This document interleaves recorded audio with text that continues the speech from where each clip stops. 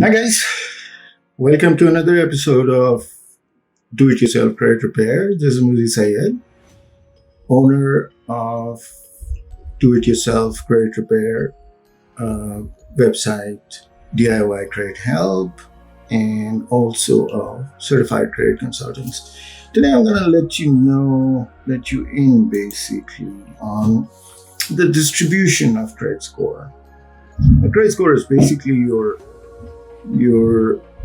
report card.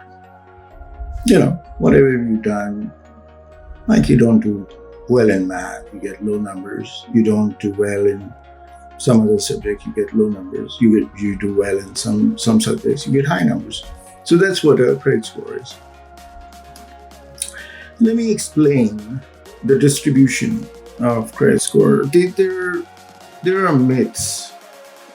There are misconceptions that credit score is all about just late payments or negatives, collections, charge-offs, and stuff like that. And what I do is I explain to people, when I do a consultation, I explain to people the different aspects of credit score. So if you look at the slide, the credit score is divided in 5 components. Obviously, the biggest one, 35% of your credit score, is dependent on your payment history. You didn't pay your payments on time, late payments, you didn't pay them at all, charge-offs, then they will go to collections, foreclosures, repossessions, bankruptcies, etc. But there are 4 more components of a credit score. If you look at the red one, it's debt level. Basically, your debt utilization, or what we call in the industry credit utilization. How you have managed your balances against your total credit limit.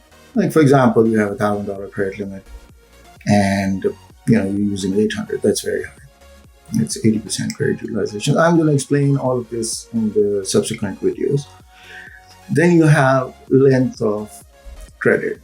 A younger person is going to have very little length of credit, of course. And someone older is going to have more.